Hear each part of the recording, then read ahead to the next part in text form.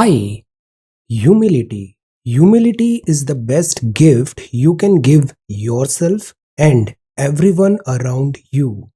Today is 17th of March 2022. Let us have a quick discussion of all these important topics. Rapid GK yesterday questions के answers हैं Dudhsagar Falls is located in the state of Goa. Gagron Fort included in UNESCO World Heritage Site is located in Rajasthan. International union for conservation of nature headquartered है Gland Switzerland में। Inderkilla national park situated है हिमाचल प्रदेश में। Nalbana bird sanctuary is situated in Odisha. आज के सवाल हैं where is the headquarters of the international committee of the red cross located? In which part of India is the Majuli island located? Ban Sagar dam news में है, this is located in which state of India? Geneva conventions काफी news में है, this is related to which field, which area? Khel Mahakumbh is a sports event held in which Indian state? So these are 5 questions for today. आज की vocabulary है amnesty, इसका मतलब होता है माफी, an official pardon for people who have been convicted of political offences, pardon, pardoning, reprieve. Rebut का मतलब होता है रिबटल, क्लेम और प्रूव दैट एविडेंस और एन एक्यूजेशन इज फॉल्स, उस चीज का खंडन करना, डिनाई करना, नेगेट करना, डिफ्लेट करना। एथेरियल का मतलब होता है वो बहुत नाजुक है, extremely delicate and light in a way that seems to perfect for this word, delicate. Garner मतलब गार्नर द एविडेंसेस, गैदर और कलेक्ट समथिंग स्पेशली इंफॉर्मेशन और अप्रूवल, कलेक्ट करना। प्रोमिस्क्यूटी का मतलब होता है संकीर्णता, द फैक्ट और स्टेट ऑफ बीइंग, मतलब बहुत संकीर्णता है वहां पे, the fact of state of being promiscuous. So these are vocabulary words for today. If you come across any other important word, write down that word along with its meaning in the comment section down below. Language proficiency बहुत जरूरी है। आज 17th of March है, आज ये दोनों questions हम answer writing करेंगे और 15th ऑफ मार्च का आंसर डिस्कशन करेंगे। This is the Hindu, March 17th, Thursday. Neutrality for Ukraine, Punjab chief minister, e tourist visa, patent rights, jet fuel prices. Then Holi, Delhi police का guideline, essentially flawed, Karnataka high court का जो judgement है, आज उस पर editorial take देखते हैं। Then this is lead article, clean energy and circular economy. This is a good article. United Nations votes are not black and white towards inclusive education. Text and context में हम PM cares, one rank one ration card scheme के बारे में जानेंगे। Yuan Chinese की currency as a reference currency बन सकती है इंटरिम ऑयल ट्रेड में, और यह है sealed cover jurisprudence. This is hitchhiking across Adam's galaxy, know your English, foreign ministers, one rank, one pension, MG NREGA. G23 का कॉल, वैक्सीनेटेड EV की sales. Then world news में रशिया एंड यूक्रेन, और business में हम renewables की बात करेंगे। Then sports है। So we are going to talk about all these topics in next about 35 to 40 minutes. Our reference material is only this, The Hindu, March 17th, Delhi edition. See, first जो news है वो है neutrality for Ukraine is on the table. तो सी, Russia की जो 3 demands थी कि पहला कि जो यूक्रेन है वो नाटो से डिस्टेंस मेंटेन करे, यूक्रेन में जो नाटो की प्रेजेंस है, या फिर यूक्रेन को जो जिस तरीके से मिलिटराइज किया जा रहा है वो स्टॉप हो, प्लस जो डॉनबास और लुहांस्क रीजन है, इस पूरे रीजन में जो रशिया ने इसको सोवरेनिटी इंडिपेंडेंट रिकॉग्नाइज किया है उसको माना जाए। ये प्राइमरली 3 डिमांड थी रशिया की। रशिया ने ये कभी नहीं कहा कि वो यूक्रेन को कैप्चर करना चाहता है या यूक्रेन को इंटीग्रेट करना चाहता है। द डिमांड वाज कि जो यूक्रेन की टेंडेंसी है टुवर्ड्स नाटो, इसको स्टॉप करना जरूरी है, बिकॉज अगर नाटो की प्रेजेंस यूक्रेन में आती है तो मॉस्को उसे एज अ थ्रेट देखता है। Neutrality for Ukraine is on the table, तो ये एक नया स्टेटमेंट है। यूक्रेनियन प्रेसिडेंट जेलेंस्की ने एड्रेस किया यूएस कांग्रेस को ऑन वेंसडे। तो ये अभी नया डेवलपमेंट हो रहा है कि यूक्रेन का neutrality is required, neutrality is required. Actually क्या होता है, जैसे अभी बाइडन का अनाउंसमेंट आया कि बाइडन जो है $800 मिलियन का फंडिंग यूक्रेन को मिल रहा है, यूक्रेन को वेपन सप्लाई हो रहा है, आर्म्स सप्लाई हो रहा है, तो ऑब्वियसली इन चीज़ों से रशिया अलार्म्ड होता है। रशिया अलार्म्ड होता है। Now look at the game of USA and NATO world, they are not directly fighting. उन्होंने डिनाई कर दिया हम रशिया से फाइट नहीं करेंगे, बाइडेन का एक ट्वीट है, अदरवाइज वो वर्ल्ड वॉर 3 हो जाएगा। बट रशिया को वीकन करना है और उसके लिए हम प्रॉक्सी यूक्रेन को मिलिटराइज कर रहे हैं, यूक्रेन को like unnecessary this confrontation path हो रहा है, डिस्ट्रक्शन हो रहा है।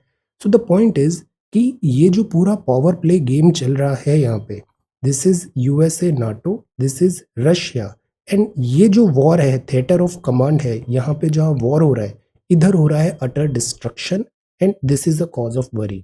यहाँ पे ह्यूमैनिटेरियन क्राइसिस भी हो रहा है। So the point is India के पर्सपेक्टिव से देखें तो ऐसा क्लियर कट नहीं होता है कि जो यूएसए और नाटो ग्रुप है या फिर रशिया ग्रुप है, this is all white, this is all black, या this is all white, this is all black, ऐसा नहीं है। डिफरेंट शेड्स हैं यहाँ पे। इस पूरे कॉन्टेक्स्ट में जो जैसे वेस्टर्न मीडिया में भी जो न्यूज़ हमें आती है, ऑब्वियसली जो नैरेटिव्स बनते हैं एट टाइम्स वो भी क्लियर कट नहीं माने जा सकते, न्यूट्रल नहीं होते हैं at times. The point is हमारे कॉन्टेक्स्ट में, हमारे सिलेबस में, इंडियन कॉन्टेक्स्ट में हमारी दो ही चीज़ें इंपॉर्टेंट है। फर्स्ट, हम वॉर को सपोर्ट नहीं करते हैं, इन्वेजन को सपोर्ट नहीं करते हैं। We do not support this जो ह्यूमैनिटेरियन क्राइसिस यहाँ पे हो रहा है, लाइफ लॉस हो रहा है, डिस्ट्रक्शन हो रहा है, इसके हम टोटली अपोज है। But at the same time हम रशिया से डायरेक्ट दिस जैसे यूएनएससी में हमने एब्सटेन किया, अभी रशिया से ऑयल खरीदने की भी बात है। सो द पॉइंट इज हम यहाँ इंडियन इंटरेस्ट के हिसाब से प्रैग्मेटिकली एक्ट करने की कोशिश कर रहे हैं। अब इसके बहुत सारे counter arguments this side and that side दोनों हो सकते हैं। दैट इज़ वाई मैं आपको हमेशा ये बोलता हूँ जो एमईए के स्टेटमेंट्स हो रहे हैं इसको फॉलो करें, बिकॉज यही स्टेटमेंट्स आप अपनी एग्जाम कॉपी में लिख सकते हो। Okay, so neutrality for Ukraine is on the table, और क्विक जजमेंट पास नहीं करना चाहिए। फर्स्ट जो प्रायोरिटी थी हमारी वो थी इंडियंस को इवैक्यूएट करना। हमारी फिर प्रायोरिटी है यहाँ पे कि यहाँ पे सीज फायर होना चाहिए, जो भी यहाँ पे डिफरेंसेस हैं वो पीसफुली सॉल्व होने चाहिए, टॉक्स डिप्लोमेसी के थ्रू यहाँ पे सॉल्यूशन निकलना चाहिए। War destruction this is not a solution, this is the way out. Okay, अब यहाँ पर 17th Punjab minister mister mister Bhagwant Mann, AAP leader Bhagwant Mann with Punjab governor Banwari Lal Purohit ji at this Khatkar Kalan on Wednesday. तो as 17th Punjab chief minister अभी यहाँ पे स्वान हुए हैं। Then this is government restores e tourist visa for 156 countries. E tourist visa, regular paper visa nationals को रहेगा to all country, वो भी रीस्टोर हो गया। कोविड-19 के कारण यहाँ रिस्ट्रिक्शंस हो गए थे, अब ई टूरिस्ट वीजा वापस स्टार्ट हो गया है। तो ये अनाउंसमेंट हुआ, electronic tourist visa facility 156 countries के लिए ओपन हो गई है। मिनिस्ट्री कौन है यहाँ पे? Union home ministry said in an order. तो this is their order for opening land ICP integrated check post, riverine routes will be communicated separately. तो ग्रेजुअली ओपन हो रहा है अभी land, border, sea. E tourist visa 5 years के लिए valid होता है, वैलिड रेगुलर टूरिस्ट वीज़ा होगा फॉर 5 ईयर्स। फॉरेन नेशनल्स को ये भी रीस्टोर होगा, नॉर्मल सी आ रही है।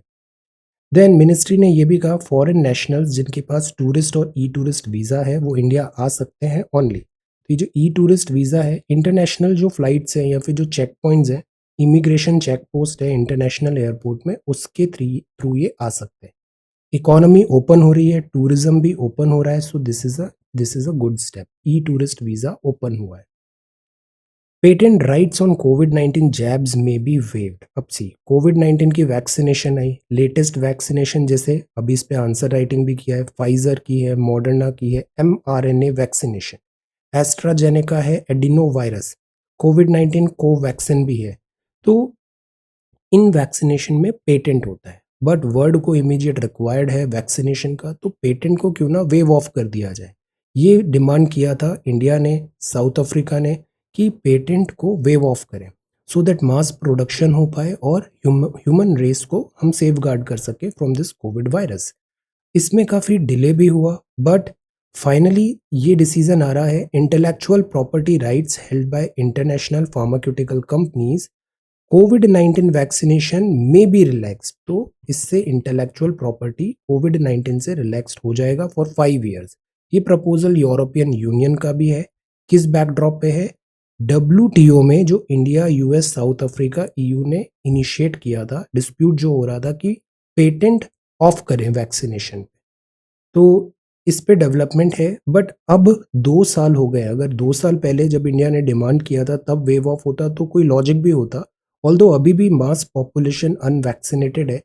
बट द पॉइंट इज, अब अगर इसका वैक्सीनेशन वेव ऑफ भी हो रहा है, तो अभी क्या है, इंडिया में अब मोस्टली जो पॉपुलेशन है वो 2+2 वैक्सीनेशन उनका हो चुका है। अभी अपन चिल्ड्रन को टारगेट कर रहे हैं। द पॉइंट इज, इस वैक्सीनेशन में भी क्या वेव ऑफ में इंडिया कवर होगा? बिकॉज इस ड्यूरेशन में हमने इंडिजीनस वैक्सीनेशन भी बना ली है अपनी, प्लस हमारे यहाँ वैक्सीनेशन सप्लाई भी अच्छा खासा हुआ, serum institute of India. Fine lines है, वेव ऑफ करने की बात है, बट इंडिया को इसमें कंसिडर किया जाएगा या नहीं ये अभी क्लैरिटी नहीं है। तो let us wait and watch, clarity आएगी तो उसको फिर से रिविजिट करेंगे। So this is the front page of the Hindu. Jet fuel का प्राइस रेज हो गया बाय ओवर 18%, स्टीपेस्ट 5, ये प्राइस राइज हुआ है। एविएशन और महंगा होगा, फर्स्ट टाइम एवर है। इसको बोला जाता है aviation turbine fuel, ATF। Okay, so ये फ्रंट पेज है द हिंदू का, ये सेकंड है। Now look at this important guideline by Delhi police, help us serve you better. Dear Delhi please celebrate, शांति सेवा न्याय दिल्ली पुलिस का टैगलाइन है। तो कल होली है, होली एक बहुत इंपॉर्टेंट फेस्टिवल है। स्प्रेड करना है colours of Joy, do spread colours of Joy. यहाँ एक गाइडलाइन भी है, play colours with unwilling person, don't. देखिए, जिसका मन है उसके साथ खेलना है, अनविलिंग पर्सन के साथ ऐसे फोर्सफुली नहीं करना है। Do not harass women, throw water balloons at strangers, इससे कई बार डैमेज भी हो जाता है, एक्सीडेंट्स हो सकते हैं। यूज केमिकल्स और metallic colours, no, chemical metallic colour skin के लिए हार्मफुल होते हैं। पिकअप फाइट नहीं करना है, ड्रिंक एंड ड्राइव भी नहीं करना है, राइड विदाउट हेलमेट भी नहीं करना है, ओवर क्राउड भी इस टाइप से व्हीकल को नहीं करना है। तो this is a festival of Joy, this is a festival of colour, let us celebrate. Wishing you a safe and happy Holi. Essentially flawed. अब देखो, कल हमने डिसीजन देखा कर्नाटका हाई कोर्ट का, तो कर्नाटका हाई कोर्ट का जो डिसीजन है उस पर एडिटोरियल टेक है कि इस डिसीजन में और क्या कॉन्टेक्स्ट कंसिडर किया जाना चाहिए था ऑनरेबल हाई कोर्ट के द्वारा। तो this is an editorial take. ये जो कोर्ट का वर्डिक्ट है उसने अपहोल्ड किया है ban on the wearing of head scarves by students in educational institution. इसमें क्या इश्यूज है वो यहाँ पे एक्सप्लेन किया है। हमारे यहाँ जो इंडिया है ना, इंडिया कॉन्स्टिट्यूशन से चलता है, कॉन्स्टिट्यूशन के अकॉर्डिंग चलता है, रूल्स के अकॉर्डिंग चलता है। इन कॉन्स्टिट्यूशन के जो प्रोविजंस हैं इसको लेटर एंड स्पिरिट में भी हमें फॉलो करने की कोशिश करनी चाहिए। तो यहाँ ये लिखा है कि अगर यहाँ पे प्रिस्क्राइब्ड यूनिफॉर्म की बात करें but without any variation in colour हो रहा है, तो क्या रिफ्यूज करना ऐसा एंट्री टू अ स्कूल और कॉलेज करेक्ट होगा या नहीं होगा? सेकंड, कोर्ट ने रिजेक्ट किया, जैसे आर्टिकल 55 में हमारे यहाँ लिखा है कॉन्स्टिट्यूशन प्रोटेक्ट करता है हर किसी के रिलीजियस फ्रीडम को, आर्टिकल 25। तो इसमें क्या ये सही, ये रियल इशू था, या फिर यहाँ पे ये देखना था कि कोर्ट ने जैसे रिजेक्ट किया argument in favour of reasonable accommodation, मतलब प्लूरलिस्ट सोसाइटी में allow the classroom to reflect social diversity without undermining the sense of equality among students. हमारे लिए सबसे ज़्यादा इंपॉर्टेंट चीज़ क्या है कि जैसे स्टूडेंट्स होते हैं स्कूल्स में, कॉलेजेस में, देर वॉज अ टाइम इतने ज़्यादा फिशर्स वहाँ पे नज़र नहीं आते थे, बट जब से सोशल मीडिया आया है तो आजकल हम बच्चों में भी देखते हैं उनमें डिफरेंसेस उनको आइडेंटिफाई करने लग जाते हैं कि you are from this class, you are from this caste, you are from this religion, you are from this place of India. ये चीज़ें ना यंग माइंड्स में नहीं आनी चाहिए, अदरवाइज कोहेशन कैसे होगा? So what we need is, we need a sense of equality. But ये जो सेंस ऑफ इक्वालिटी है वो इन रिलीजियस फ्रीडम्स जो कॉन्स्टिट्यूशन में दिया है उसके साथ भी क्या अकोमोडेट नहीं हो सकती, ये एक सवाल है। देन अपैरल नॉर्म्स जो होते हैं वो ज़रूरी होते हैं, स्कूल में यूनिफॉर्म ज़रूरी होता है ताकि एक सिस्टमेटिक सारी चीज़ें रेगुलर नज़र आए वहाँ पे। तो अपैरल नॉर्म्स होते हैं स्कूल में, क्वालिफाइड पब्लिक स्पेसेस में भी होते हैं सच एज स्कूल में। But there is no reason to not accommodate the choice of an additional piece of clothing that does not interfere with the prescribed uniform. अब ये भी एक सवाल है. So the judgment's emphasis on the uniform, ये जो है equality का, होमोजेनिटी होने का, ये करेक्ट चीज है. But at the same time जो कंसर्न्स हैं उसको भी एड्रेस करना जरूरी है. सो द पॉइंट इज कि कई बार जैसे आप रिमेम्बर 2020 का टाइम था जब अपन देख रहे थे, एक तो सबरीमाला टेम्पल एंट्री का इशू था, देन एक और जो दूसरा इशू था एट टाइम्स जैसे मॉस्क में एंट्री का भी होता है. सो द पॉइंट इज जैसे हमारे यहाँ कॉन्स्टिट्यूशन में लिखा है राइट टू इक्वालिटी, तो इक्वालिटी होना चाहिए. बट हमारे यहाँ कॉन्स्टिट्यूशन और एट टाइम्स रिलीजियस जो प्रैक्टिसेस है वो भी एट लॉगर हेड्स आ जाते हैं. कॉन्स्टिट्यूशन वर्सेस रिलीजियस प्रैक्टिसेस हो जाते हैं. तो इनमें अब किसको प्रेफरेंस दिया जाए, बिकॉज कॉन्स्टिट्यूशन में ये भी लिखा हुआ है रिलीजियस प्रैक्टिसेस को आपको अपहोल्ड करना है, बट ये भी लिखा है कि कंट्री कॉन्स्टिट्यूशन के हिसाब से चलेगा. हमारा फंडामेंटल ड्यूटीज भी लिखा हुआ है कि हमें रूडिमेंट्री और ऐसे नहीं, आगे जो प्रोग्रेसिव थॉट्स हैं, साइंटिफिक थॉट्स हैं, इसको एनकरेज करना है. हमारे फंडामेंटल ड्यूटीज में ये भी लिखा हुआ है हमें इंटीग्रिटी ऑफ कंट्री को, मॉडर्न जो फ्रीडम जो है, जो बैकवर्ड प्रैक्टिसेस हैं उसको भी एनकरेज नहीं करना है. ऐसे बहुत सारी चीज़ें हैं. ऑल्दो फंडामेंटल ड्यूटीज़ का क्रिटिसिज्म भी होता है कि बहुत सारे वर्ड्स यहाँ पे क्लियर कट नहीं है, उसमें बहुत सारे इंटरप्रिटेशन पॉसिबल है. बट द पॉइंट इज 2020 में एक एक बनाने का तरीका था, एक बात था कि एक ऐसा बेंच बनाए जो जितने भी मुद्दे आ रहे हैं, एक तरफ कॉन्स्टिट्यूशन है और दूसरी तरफ रिलीजियस मैटर्स है, इस पे एक डिसीजन हो. तो 5 प्लस बेंच का एक बनाने की बात थी, 5 प्लस जजेस का. वो ऑल्दो कोविड के कारण आगे नहीं हो पाया. But the point is this is required कि जब हम जैसे कॉन्स्टिट्यूशन की बात करें तो it would be better claim जो है कॉन्स्टिट्यूशन की जो वैल्यूज है हमारी कि इक्वालिटी ऑफ एवरी सिटीजन होना चाहिए. डिग्निटी, तो डिग्निटी ऑफ विमेन जो है उसको हमें ऑनर करना है, डिग्निटी और प्राइवेसी को. तो द पॉइंट इज एक तरफ कॉन्स्टिट्यूशन की कुछ क्लैशेस होते हैं, दूसरा रिलीजियस प्रैक्टिसेस के साथ, तो इसमें क्या वे फॉरवर्ड होना चाहिए, subject to health and public order करना भी जरूरी है. So this is a very sensitive topic, that is why इधर ऑनरेबल हाई कोर्ट का डिसीजन अपन वेट कर रहे थे. तो द पॉइंट इज इसमें और फर्दर अगर डिस्कशन हो, सबको कॉन्फिडेंस में लेके डिसीजन लिया जाए तो वो और बेटर डिसीजन हो सकता है. This is the way forward. अब ये जो टॉपिक है इसमें बहुत सारे व्यू पॉइंट्स भी आएंगे. Let us basically stick to court and basically stick to editorials जो न्यूज़पेपर में आ रहे हैं. Okay, clean energy must use the battery of a circular economy. Circular economy, circular economy क्या होता है, वेस्टेज नहीं होता है, सब सर्कल हो रहा है, उसमें वेस्टेज नहीं है. तो this is good. Circular economy कल सोलर पैनल से भी हमने देखा, सोलर पैनल में भी जो वेस्टेज बन रहा है उसको वापस रिसाइकल करो, रिड्यूस करो. तो इससे क्या होगा, कॉस्ट भी कम होगी, एट द सेम टाइम हमारा दिस जो सोलर पुश है वो बढ़ेगा. तो यहाँ प्राइमरली यही लिखा है कि circular economy is required. Waste management ecosystem होना चाहिए ताकि जो वेस्ट कर जो जनरेट हुआ है वो हम वापस रीयूटिलाइज कर सके प्रोडक्शन में.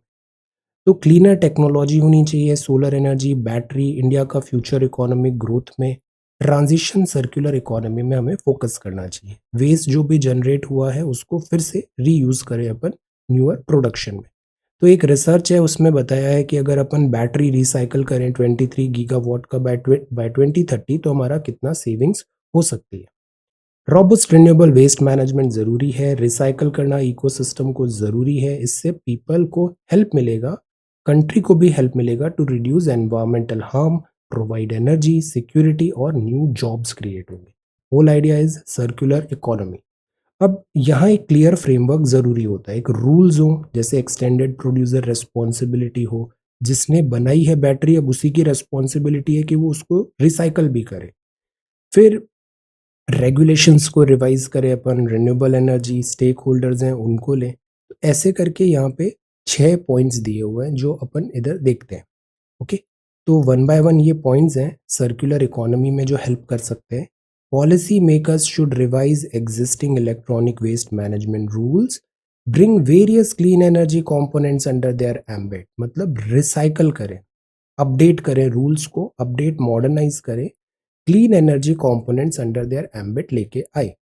Second, dumping burning of different components should be banned. अक्सर हम लैंडफिल में डाल देते हैं। दिल्ली के पास एक पहाड़ बना हुआ है दिस कचरे का। अगर वहाँ लैंडफिल पे अपन ऐसे डालते हैं, वहाँ पे वेस्ट बर्न करते हैं, तो इससे एनवायरमेंटल लॉसेस होते हैं। थर्ड, रिन्यूएबल एनर्जी जो है उसको हमें उसमें हम इन्वेस्टमेंट करें, R&D करें, नई नई चीज़ें पता करें, क्लीन एनर्जी की तरफ अपन बढ़े, सोलर एनर्जी को टैप करने की कोशिश करें। तो R&D होता है, this is very much important. Fourth, creation of innovative financing routes करें, बिकॉज क्लीन एनर्जी कल ही हमने देखा था एक एक्सपेंसिव चीज़ है, यहाँ पे इनिशियल कॉस्ट ज़्यादा है, तो फाइनेंस ज़रूरी होगा। वेस्ट मैनेजमेंट को भी करें, बट ये जो पैसा यहाँ एक्स्ट्रा लग रहा है इन दी एंड वो वापस हमारे पास ही आएगा। It is the kind of investment. There needs to be an improvement in product design and quality as well. Product design wastage कम हो, जैसे सोलर पैनल पहले 10-15% एफिशिएंसी के आते थे, अब वो बढ़ के से 20-24 हो गया है, तो दिस इज गुड। एफिशिएंसी बढ़ाओ। Union and state governments stringent quality control standards बनाए कि कौन से कंपोनेंट्स यूज हुए हैं ताकि ओवरऑल क्वालिटी बेटर हो। तो ये 6 चीज़ें अगर अपन इम्प्लीमेंट करेंगे तो इससे क्या होगा, इससे होगा हमारा क्लीन एनर्जी सर्कुलर इकोनॉमी की तरफ ट्रांजिशन ईजियर और इफेक्टिव और efficient. Clean energy must use the battery of a circular economy, so this is circular economy. Circular economy में कोई भी चीज़ वेस्ट नहीं होती है, इधर का जो आउटपुट वेस्ट है वो वापस इनपुट की तरह यूज हो जाता है at some other place. So essentially flawed treating values and this is clean energy. ये पॉलिटिकल है, so this is the editorial page. United Nations votes are not black and white. Black and white, ये India के ambassador हैं UN TS Tirumurti साहब। तो यहाँ इन्होंने India का, जैसे इंडिया को क्रिटिसिज्म हो रहा है, वेस्टर्न वर्ल्ड इंडिया को प्रेशराइज भी कर रहा है कि आप यूक्रेन से ऑयल क्यों खरीद रहे हो, but at the same time look at the data. Hypocrisy इसको बोले अपन। यूरोप में 40-45% अभी भी सारा रशियन एनर्जी आ रहा है। US भी स्टॉप नहीं किया है ऑयल एंड एटसेट्रा एनर्जी के जो सप्लाई है from this Russia, but they are lecturing India कि आप यहाँ से दिस जो ऑयल है उसको स्टॉप कर दो। तो दिस अगेन टेल्स कि ये जो डबल स्टैंडर्ड्स कैसे यहाँ पे प्ले होते हैं। तो दैट इज़ वाई इंडिया अपना स्टैंड यहाँ पे रख रहा है। हमने यहाँ पे जैसे एब्सटेन भी किए थे रशिया के जो वोटिंग हुआ था। United Nation votes are not black and white. The point is Europe भी अपनी जगह सही है, रशिया भी एंड देन US भी। इंडिया को भी अपने इंटरेस्ट के अकॉर्डिंग आगे बढ़ना चाहिए। इंटरनेशनल रिलेशंस में ऐसे ही चलता है। There are no permanent enemies, there are no permanent friends, there are permanent interest. Towards inclusive education, education inclusive होना बहुत ज़रूरी है। Then switching sides, this is orphans in PM cares orphans. कोविड-19 के कारण ऑर्फन्स के नंबर बढ़े हैं। That is why this is collective responsibility of every one of us to take care of the future of these children. FDI approved है। One rank, this is one nation one ration card scheme है। जैसे suppose एक बिहार का migrant है, वो गया गुजरात में, उसके पास ONORC कार्ड है, तो वो माइग्रेंट पता है फेयर प्राइस शॉप से, जो गुजरात की फेयर प्राइस शॉप है वहां से भी राशन कलेक्ट कर पाएगा। तो वो रिस्ट्रिक्टेड नहीं है कि राशन कार्ड कहाँ बनाए। राशन कार्ड बनाए ऑल ओवर इंडिया, हर फेयर प्राइस शॉप से आप अपना राशन कलेक्ट कर सकते हैं। तो इसी को बोलते हैं one nation one ration card scheme. ये काफ़ी गेम चेंजर माना जा रहा है फूड सिक्योरिटी के लिए। No VCs for universities, funds for Yemen. अब सी यमन, यमन में भी अगर आप पैटर्न देखो ना वर्ल्ड का, इसलिए मैं इतना क्रिटिकल होता हूँ जब इन सब पावर्स की बात चलती है। यमन में क्या हो रहा है, दो हैवी वेट लड़ रहे हैं। This is Yemen. यहाँ पे एक सऊदी है, यहाँ पे एक ईरान है। सऊदी और ईरान को आपस में लड़ना है, but they will not fight with each other. USA और जो रशिया है, they will not fight with each other, one on one fight नहीं करेंगे। प्रॉक्सी के थ्रू फाइट करेंगे, यूक्रेन के थ्रू फाइट करेंगे, यहाँ यमन के थ्रू फाइट करेंगे। तो देखो destruction, humanitarian crisis, refugee crisis सब कहाँ जनरेट हो रहा है, यूक्रेन में हो रहा है, इधर यमन में हो रहा है। This is the game plan. In times of war the yuan as a reference currency for interim oil trade. Interim oil trade, अब बात है कि जैसे रशिया से ऑयल खरीदना है, कैसे खरीदें, पेमेंट कैसे करें। स्विफ्ट से तो बैन कर दिया है रशिया को, पेमेंट के थ्रू हम कर सकते हैं से इंडियन रुपी में, पर इंडियन रुपी का इतना वर्ल्ड ओवर एक्सेप्टेंस भी नहीं है। तो हम सोच रहे हैं पेमेंट कर दें युआन के थ्रू। युआन मतलब चाइनीज करेंसी के थ्रू। तो this is again one thing कि चाइनीज करेंसी कैसे स्ट्रांग बन रही है, रेफरेंस करेंसी की तरह वो यूज हो रहा है। तो इंडिया एंड रशिया सोच रहे हैं रेफरेंस करेंसी की तरह यूज कर दें युआन को, चाइनीज युआन को, क्योंकि सैंक्शंस इम्पोज्ड है रशिया में जब Russia military invaded Ukraine last month. तो रशिया को खरीदार नहीं मिल रहे हैं उसके ऑयल के लिए। इंडिया में ऑयल का वैसे ही बड़ा क्राइसिस है, इंपोर्ट बिल बढ़ जाता है, तो India is trying to buy oil from Russia. तो रशिया से हमें एक्चुअली बहुत डिस्काउंट में ऑयल मिल जाएगा, तो हमारी जो फिजिकल जो डेफिसिट भी होता है उसमें हमें हेल्प मिलेगा, इन्फ्लेशन भी टेम कर पाएंगे। तो इंडिया अपने इंटरेस्ट के हिसाब से ऑयल खरीदने की सोच रहा है यहाँ पे। रशियन रूबल का तो वैल्यू अब बहुत कम हो गया है, यूएस डॉलर जब से इस पे सैंक्शंस लगे हैं। इंडियन रुपी अभी इतना वाइडली एक्सेप्टेड भी नहीं है, तो अब ये सेटल किया जा रहा है कि क्यों ना युआन के थ्रू पेमेंट कर दिया जाए। तो इस तरीके का भी डेवलपमेंट है, लेटेस्ट वेट इसमें और क्लैरिटी आएगी। चाइनीज करेंसी हम यूज कर सकते हैं बायलेटरल टाइड में, ट्रेड में। देखो 2021 में रशिया ने एक्सपोर्ट किया था इंडिया को $6.9 बिलियन का। इंडिया का एक्सपोर्ट टू रशिया था केवल $3.3 बिलियन का। तो रशिया ट्रेड सरप्लस में है 3 billion in favour of Russia, मतलब रशिया से हम ज़्यादा इंपोर्ट कर रहे हैं और एक्सपोर्ट कम कर रहे हैं। तो रशिया ऑलरेडी सरप्लस में है। तो अगर रशिया रुपी को एक्सेप्ट करेगा डॉलर के बजाय, तो it would be hard for it to get rid of excess rupee holding. हम अगर सरप्लस में होते तो हम रुपी का पेमेंट कर सकते थे, बट हम डेफिसिट में है रशिया के ट्रेड में। सो इसीलिए हम रुपी को नहीं प्रेफर कर रहे हैं। यहाँ बात ये चल रही है कि रुपी की एक्सेप्टेबिलिटी भी ग्लोबल ट्रेड में इतना है नहीं, दिस इज अ फैक्ट। तो युआन के थ्रू पेमेंट कर दें यहाँ पे। अब देखते हैं इसमें क्या होता है। बट अगेन जो अंडर करेंट्स है वो ये है, डॉलर को चैलेंज किया जा रहा है, डॉलर की हेजेमनी को चैलेंज किया जा रहा है। एक्चुअली क्या होता है, जब भी क्राइसिस आता है ना, सब लोग सेफ करेंसी की तरफ भागते हैं, जो स्टेबल हो, जो सिक्योर्ड हो, जिसमें ज़्यादा वेरिएशन नहीं हो, ऐसा अप डाउन नहीं हो, स्टेबल हो। वो स्टेबल होती है से डॉलर, बिकॉज यूएस एक इकोनॉमिक सुपर पावर है। तो डॉलर को स्टेबिलिटी होती है, यूएस का जो सेंट्रल रिजर्व है वो पूरा बैक करता है डॉलर को। सेकंड, कई बार हम गोल्ड या येलो मेटल की तरफ पढ़ते हैं, वाई? बिकॉज ये येलो मेटल की इंट्रिंसिक वैल्यू है, तो इसकी वैल्यू तो रहेगी, ऐसा नहीं कि ये जीरो हो जाए। दैट इज वाई कंट्रीज सब प्रेफर करने लग जाते हैं स्टेबल करेंसी में। ठीक? तो जब भी आप देखना क्राइसिस होता है तो डॉलर और गोल्ड का डिमांड बढ़ जाता है और बाकी करेंसी फिर रिलेटिवली वीकन होने लग जाती है। ये सील्ड कवर जुरिस्प्रूडेंस है। कोर्ट में जो भी डिसीजन होते हैं वो प्रूफ्स के अकॉर्डिंग होते हैं, एविडेंसेस लाने पड़ते हैं। गवर्नमेंट ने बोला दिस मीडिया वन को बैन कर दो, वाई? बिकॉज सर्टेन सिक्योरिटी के कंसर्न्स है।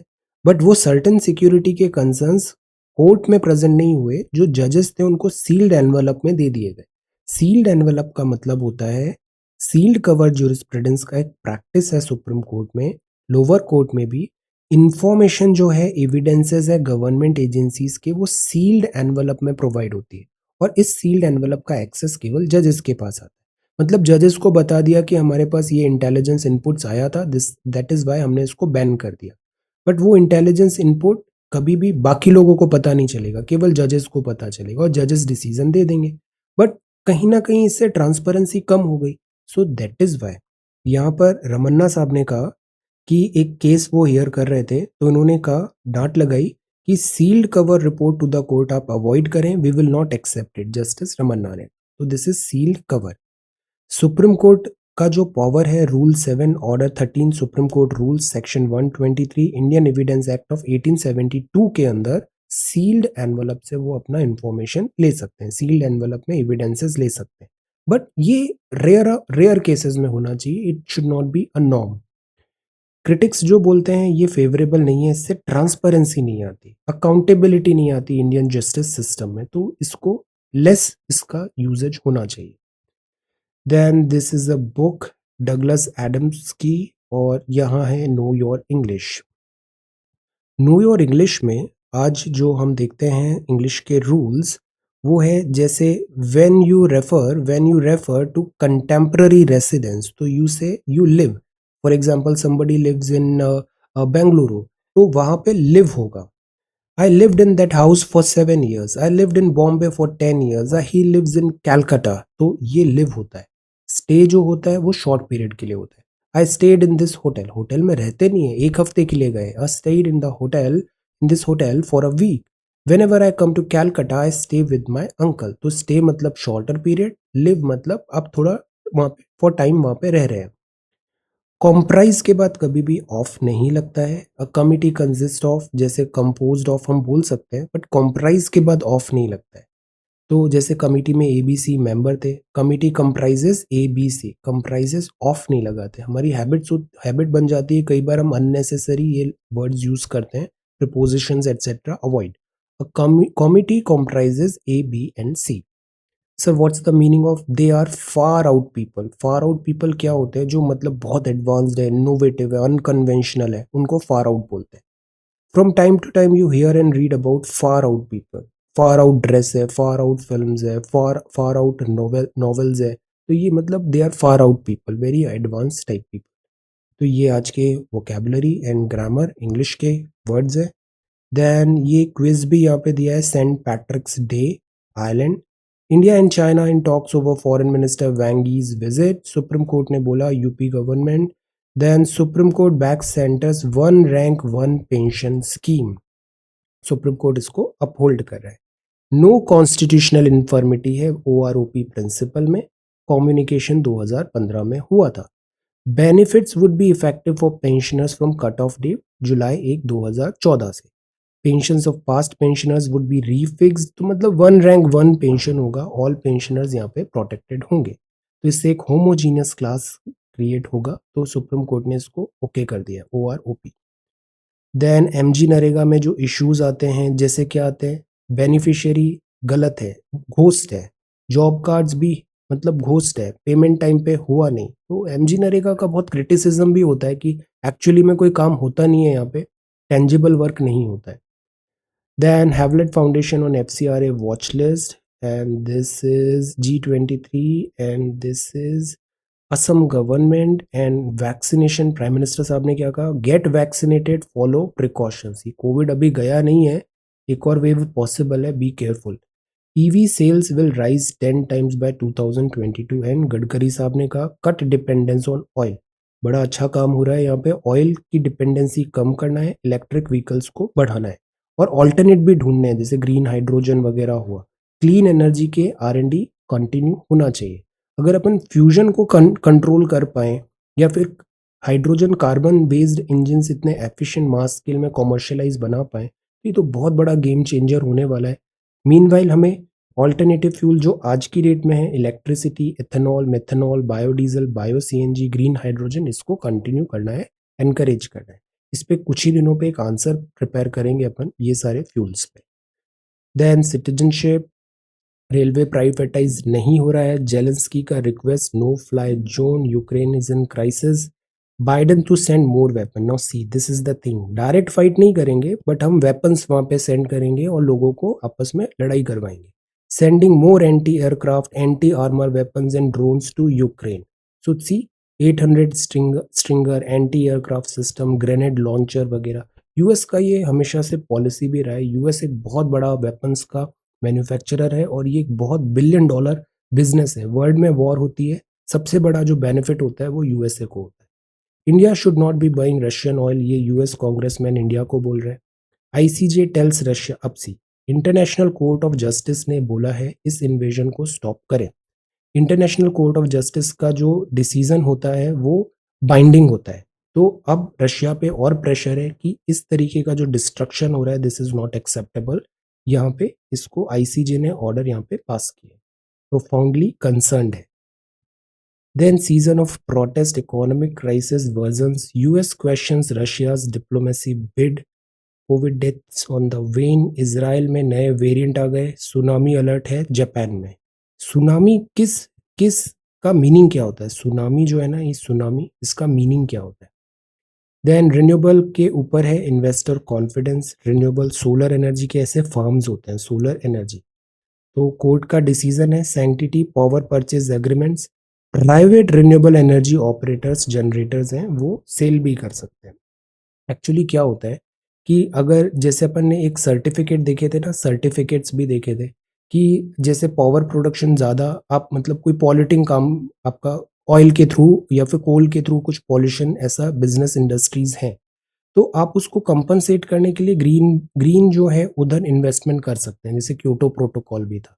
सो द पॉइंट इज, ये जो चीजें होती है ये रिन्यूएबल्स को एनकरेज करने के लिए होती है, एनकरेज करने के लिए होती है कि रिन्यूएबल एनर्जी के सोर्सेज अगर आप ज्यादा यूज करोगे तो आपको काइंड ऑफ सब्सिडी मिलेगी, एनकरेजमेंट मिलेगी।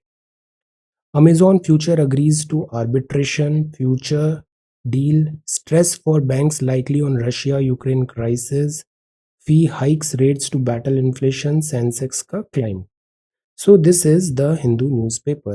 अब आज के दो सवाल हैं। Prepare a note on the Indus river system. देखो गैंगेटिक अपन ने पढ़ लिया, आज अपन इंडस कर लेते हैं, है ना।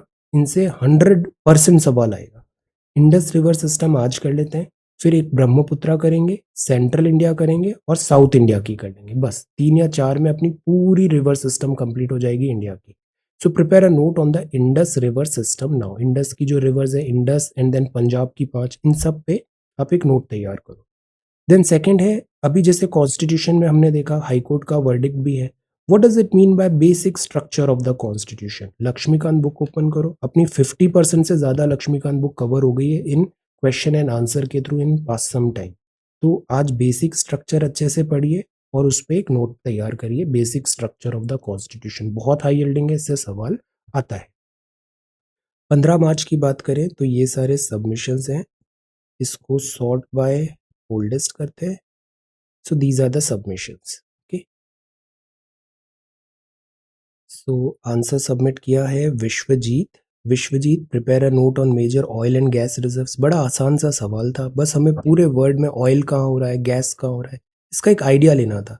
इसके थ्रू क्या होता है, अपना मैपिंग भी तैयार हो गया। जैसे वेनेजुएला बताया, Saudi Arabia, Canada, Iran, Iraq, Kuwait, UAE, Russia, Libya, United states. Very good, इससे सवाल बनेंगे।